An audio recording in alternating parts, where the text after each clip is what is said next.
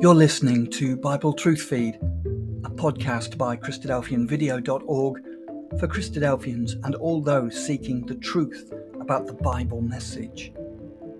Join us now as we present our latest episode. When the subject of God comes up, there are several questions that seem to arise naturally. Here are some of them, and among them are the questions of what God is made of, where God lives, and who created God. And I'm hoping to tackle these questions in this presentation. So subscribe, hit the like button and the notify button, and off we go. So I want to start off by thinking about two different categories of being, and they've got technical terms. They're called contingent and necessary beings, but they're quite simple ideas, even though they've got complicated names. So let's look up, first of all, the idea what we mean by when we talk about something being contingent. So a contingent entity is an entity which could be different from what it is. This presentation, for example, could be different. It could be different length. It could have got the spelling mistakes out. It could be more interesting. Who knows? But the point is, it could be different. And if you've got an entity which could be different, then we're looking for an explanation of why that entity is like what it is. One of the ways that it could be different is it didn't exist. So maybe this entity in another reality, no one wrote one, so it didn't exist. So any entity that might not exist, that's contingent as well. And a contingent entity requires an explanation. So if something exists, we have to explain why it exists. It's a contingent entity. Or if it's like a particular thing, let's try and explain why it is like what it is. If we want to know why it's like what it is, then we have to explain that. And that requires some other entity to explain the contingent entity. So I've got a contingent entity, and it's something else to explain why it's like what it is. This presentation is contingent, could be different. So we say, why is it like what it is? Well, the answer is I wrote it, and I wrote it like this. So it's got a cause, and contingent entities have causes. They require a cause. If you've got a contingent entity, you know there's a cause for that contingent entity, and that will be some other entity. And I'm going to draw that in a diagram like that. There's a contingent entity, and it has a cause. There's an arrow which shows the cause causing the contingent entity.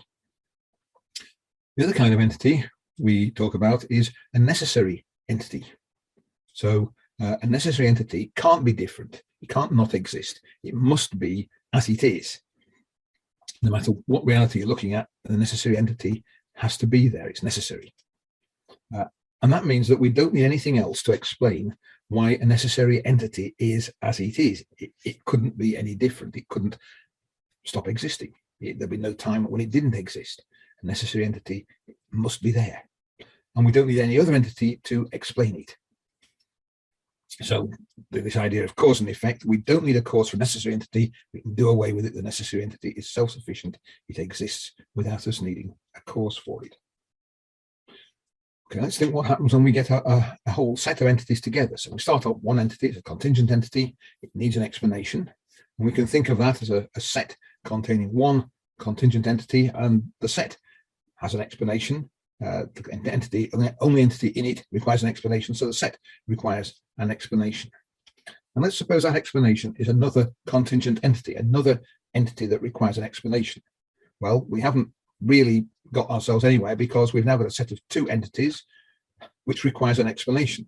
So the set requires an explanation because everything in it requires an explanation, or at least one of the things in it requires an explanation, and that might explain the rest, but we need an explanation for the whole set.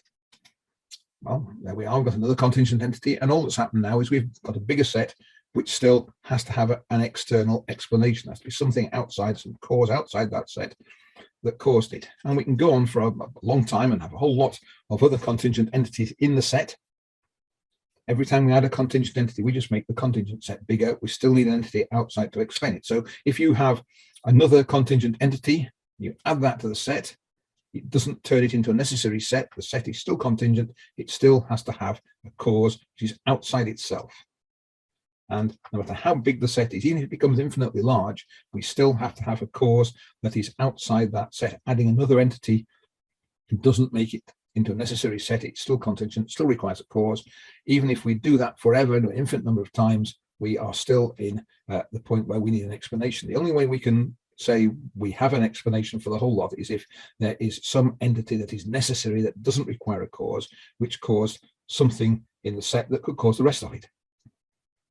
So that's a nice rigorous picture of what's going on. If there's a contingent entity, then there must be a chain of cause and event, and that must start with a necessary entity. So there has to be something which the whole existence of the whole set rests on. Okay, that's what we've just shown. The existence of a contingent entity requires the existence of another entity to explain it. And that cause of change of cause and event must start with a necessary entity. And when we think about the universe, we'll see that the universe is contingent. There was a point before which there was no universe. Some people call it the Big Bang. Some people call it the creation event, but there was some point where the universe came into existence. And that means that because the universe is not necessary, should I say, it's contingent, outside the universe, there is a necessary entity who caused it. Might have caused it through agents, but in the end, it all goes back to a necessary entity who caused the universe to come into existence. And the Bible calls that entity God. Well, that argument is logically complete and it's mathematically rigorous. Unfortunately, it's fairly involved. Have I presented it reasonably well? Is my presentation convincing? Let us know what you think about it in the comments, and we'll see if we can do something more to improve it if it's not up to scratch. Anyway, what does that tell us about God? Well, first thing it tells us is that God is outside the universe. God isn't made up of the universe, he's outside it, and he isn't made of things that make up the universe. So he's not made of anything in the universe. So we talk about what the physical nature of God is. Well, it isn't a physical nature if by physical you mean made of the things that make up the universe. God is not like that. And the second thing we can get is that the God made everything in the universe, made the physical laws that make the universe work. He made all the matter in the universe. There's nothing in the universe that can limit what God is like. In fact, the only thing that can limit God is God himself. He can choose to limit himself, but apart from that, there are no limits on it. And what's interesting there is that that's unlike the God of the atheist, especially the God of the new atheist, but the God of any atheist. If you read a book like God Delusion or God is Not Great, they're all talking about a God who is a sort of big version of the Norse gods, or the God of thunder, or the God of lightning, or the God of rain, or something. The God of the Bible isn't like that. The God of the Bible is outside the universe, and the universe doesn't limit the God of the Bible. The atheists are talking about a totally different God, and it's worthwhile remembering that if you ever end up talking to an atheist. What else? Well, we know that God is a necessary being. What does that mean about it? Well, first of all, nothing created God. God didn't just come into existence at any point. God has always been there, and God must always be there, and he always will be there. There won't be a point where God ceases to exist. God is from everlasting to everlasting, as the Bible puts it. No beginning, has no end. God is always there, and nothing can limit what God does. Just what God chooses to limit himself to. He can choose not to do something, or he can choose to do it. That's up to God. And the last thing, of course, is that everything else, everything that exists, everything in the universe depends on God for its existence. And that's quite interesting, because in the Bible, the name of God, well, it comes from the phrase I am. It's only one word actually in Hebrew, but it's English, it's several words. The words I am talk about God. So there we go. This is in Exodus chapter 3. Moses is talking to God. God is sending Moses to deliver the children of Israel from Egypt. And Moses asks God, he says, if I come to the people of Israel, I say to them, the God of your fathers has sent me to you. And they ask me, what is his name? He says, what shall I say to them? In other words, he's asking God what his name is. And there's God's answer. God said to Moses, I am who I am. He says to the people of Israel, I am has sent me to you. It's an interesting name for the God on whom the existence of everything else depends, but who automatically exists, who must exist. This is the God who exists. This is the God who made everything else come. Now, that text there was written about 1400 BC or thereabouts, written 3,400 years ago in the Middle Bronze Age. And it's quite interesting. Of course, there's no one that knew about the Big Bang. They no one that solved Einstein's field equations at that point, and even made iron implements. So for the Bible to tell you this about God is quite an amazing thing just in its own right.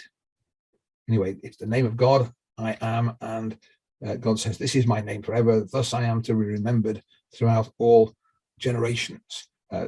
God's name is a derivation from the word for I am. One other point we want to look at, there are people who say, well, it says in the Bible that God is spirit, so maybe God is made out of something called spirit. Maybe he is, but it doesn't help us very much because we don't know what spirit is anyhow. And there are other statements of a similar kind. God is love.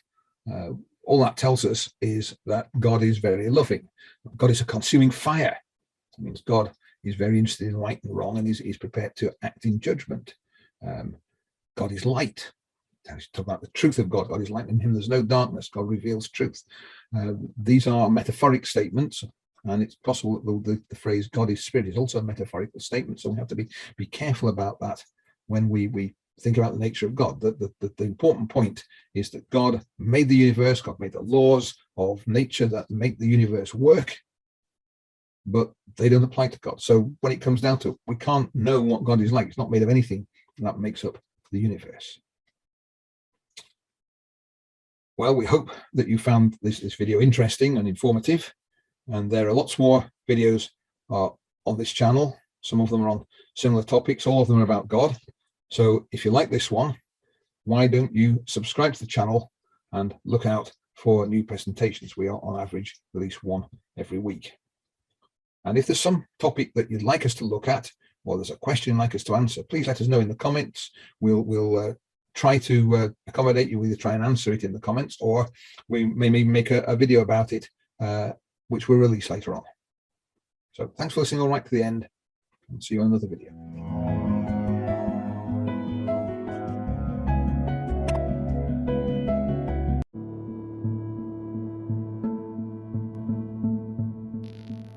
Thank you for joining us. We hope you found the episode helpful. Don't forget, most of these episodes are also available as videos on our video channel, cdvideo.org. So head over and take a look. If you have any comments or questions or suggestions, please get in touch or leave us a voice message. We love to hear your feedback. You can email us at btf@cdvideo.org. If you enjoyed the episode, then please share it with others. Until next time, may God bless you in your studies and your walk towards God's kingdom. Amen.